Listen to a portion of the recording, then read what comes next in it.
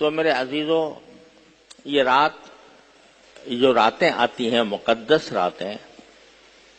جن میں اللہ تعالیٰ کی خصوصی رحمت متوجہ ہوتی ہے بندوں کی طرف، وہ در حقیقت اس کام کے لیے ہے کہ بندہ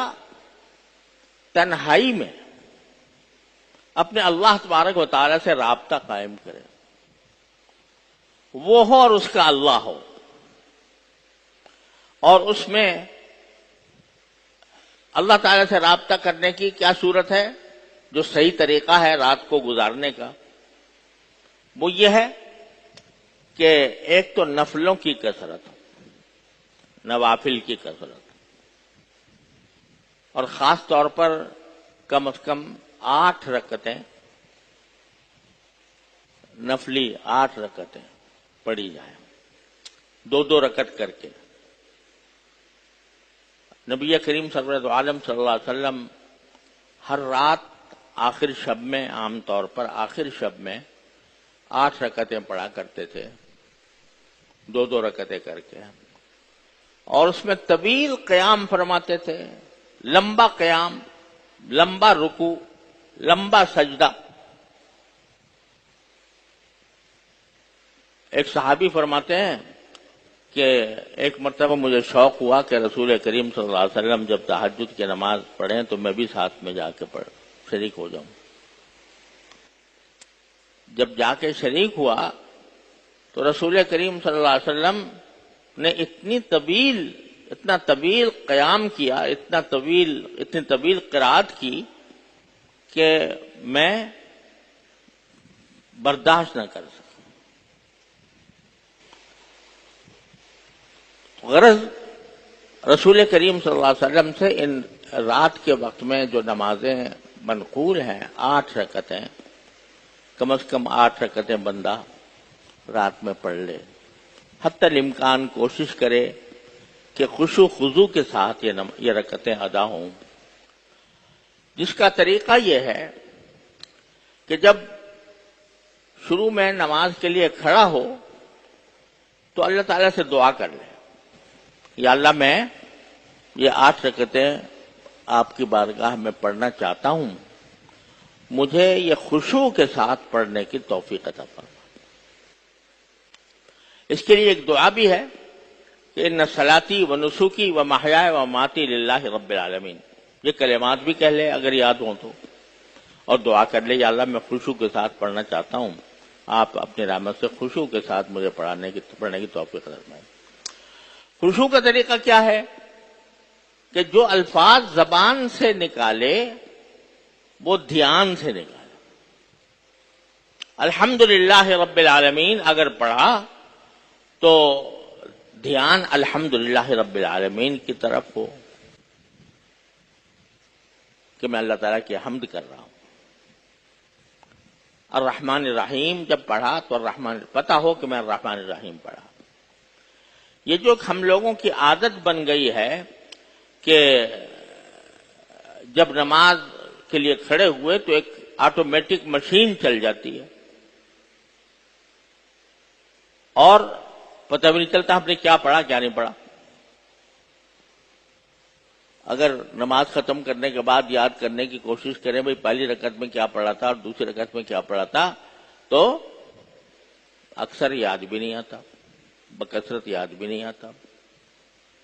کیونکہ وہ ایک آٹومیٹک مشین ہے چل پڑی، چند صورتیں رٹی ہوئی ہیں، بس وہ خود بخود پڑھنی شروع کر دی اور ختم کر دی نماز۔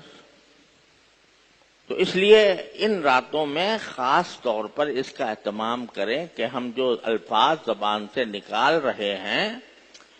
ذہن اور دماغ ان کی طرف ہو۔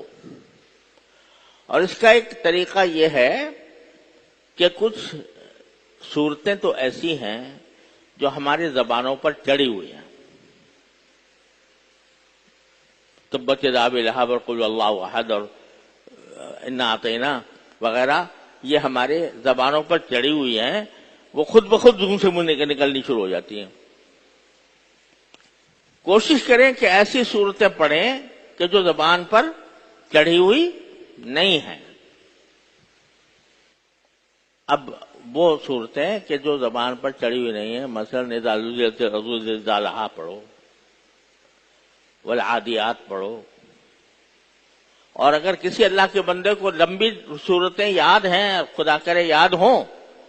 تو لمبی صورتیں پڑھے اور ان کو دھیان سے پڑھے۔ تو سب سے افضل کام اس رات میں یہ ہے،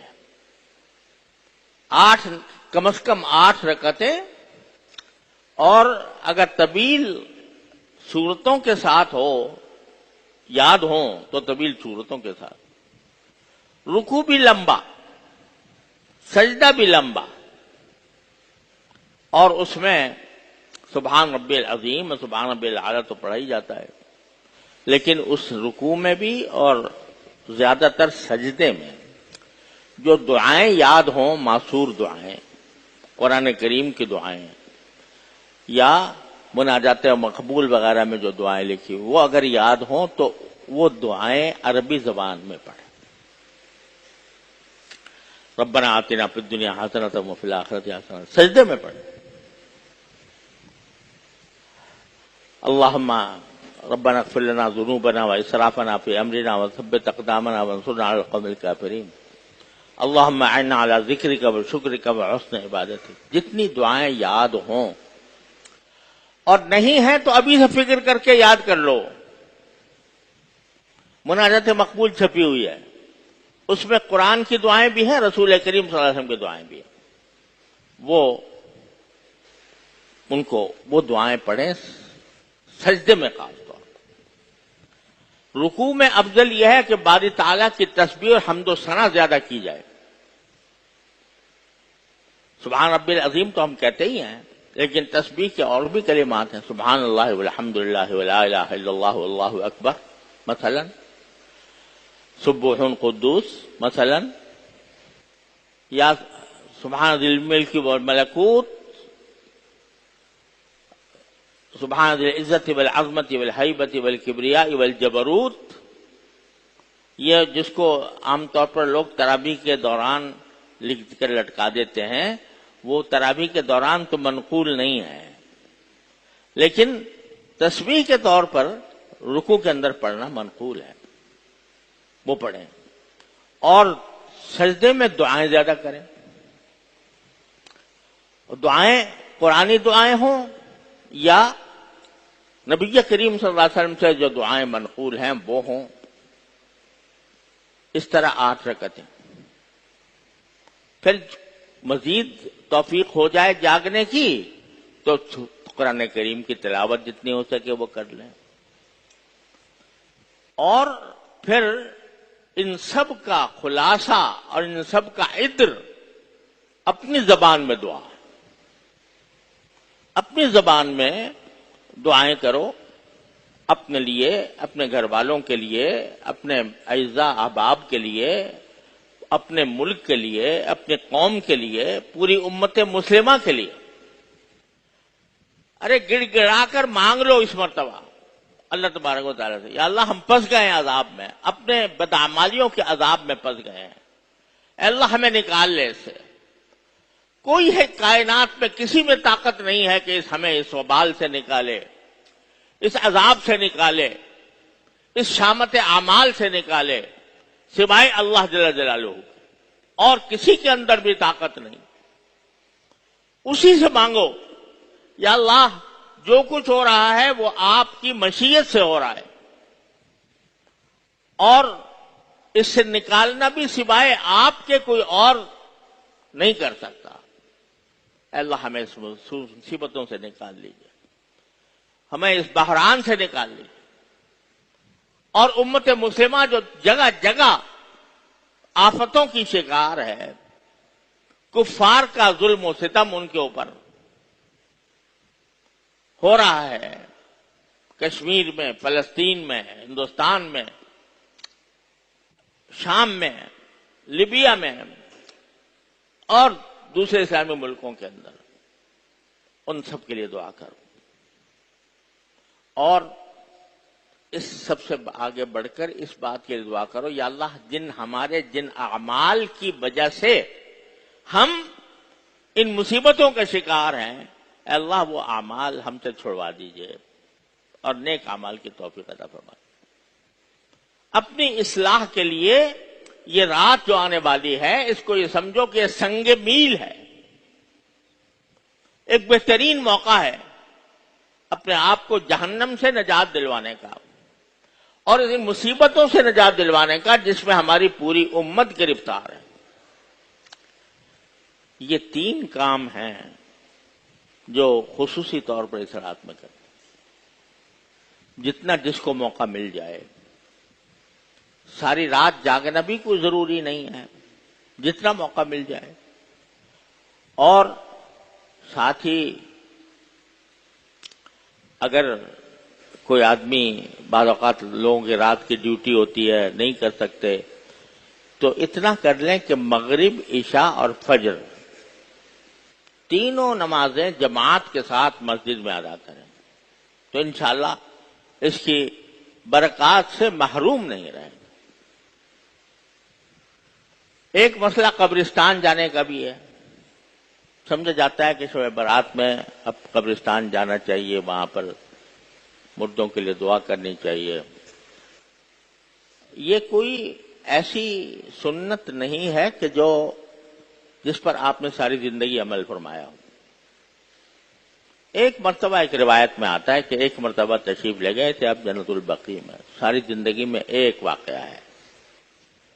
تو کبھی ہر آدمی بغیر اہتمام کے چلا جائے تو کوئی گناہ بھی نہیں ہے، لیکن اس کو یہ سمجھنا کہ یہ سنت مستمرہ ہے، یعنی ایسی سنت ہے جو ہر سال ضرور کرنی ہے، یہ بھی صحیح نہیں ہے۔ بہرحال خلاصہ یہ کہ نماز کی کثرت خشوع کے ساتھ،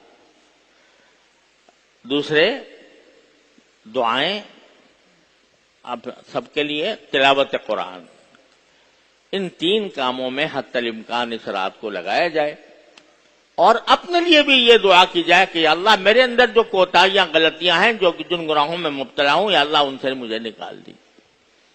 تو یہ اپنی اصلاح کی طرف ایک بہترین پہلا قدم ہوگا۔ اللہ تبارک و تعالیٰ اپنے فضل و کرم سے، اپنے رحمت سے ہم سب کو اس کی توفیق عطا فرمائے اور اس سے ہماری زندگیوں میں تبدیلیاں لانے کا اس کو ذریعہ بنا دے۔ وآخر دعوانا الحمدللہ رب العالمین۔